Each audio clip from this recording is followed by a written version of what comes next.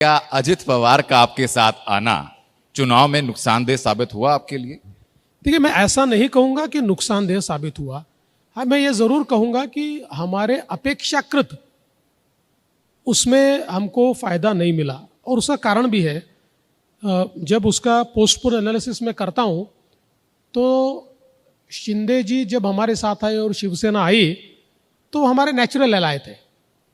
उनके साथ एक प्रकार का हमारा इमोशनल नाता था, आइडियोलॉजिकल नाता था, इसलिए उसका कन्वर्शन आसान था। और जब हमारे साथ अजित पवार जी आए तो इमोशनल कनेक्ट नहीं था, ये तो एक पॉलिटिकल कनेक्ट था।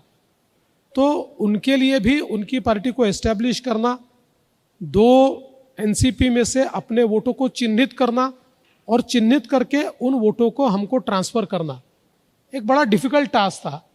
मुझे लगता है कि लोकसभा में वो अपने वोटों को चिन्हित कर पाए और कुछ प्रमाण में हमको ट्रांसफ़र कर पाए, लेकिन विधानसभा में चिन्हित वोटों को वो हमको ट्रांसफ़र कर पाएंगे तो मुझे लगता है कि लोकसभा में उनका जितना फ़ायदा हुआ उससे ज़्यादा फ़ायदा हमको उनकी अलायंस का विधानसभा के चुनाव में होगा। क्या देवेंद्र फडणवीस अपनी निजी क्षमता में मानते हैं कि अजित पवार के ऊपर घोटाले के आरोपों को लेकर जो आप पहले हमलावर रहे हैं और अब हाथ में हाथ पकड़ के चुनाव में साथ आए हैं, इन दोनों तस्वीरों के बीच में जो वोटर है उसको मैच दिखाई नहीं पड़ा?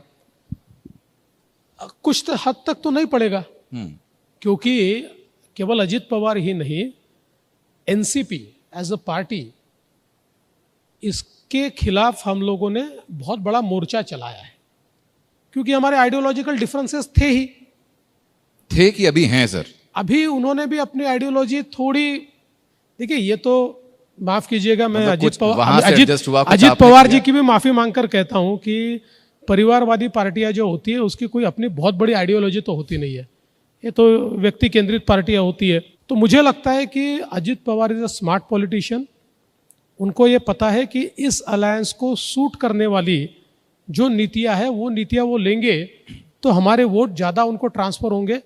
तो आपने उनका बदलाव देखा होगा, उन्होंने ऐसा नहीं कि खुद की कोर आइडियोलॉजी छोड़ दी, लेकिन हमारी आइडियोलॉजी को सूट हो इस प्रकार की भूमिकाएं उन्होंने ली है, इसलिए मुझे लगता है कि हम उनको वोट दे पाएंगे।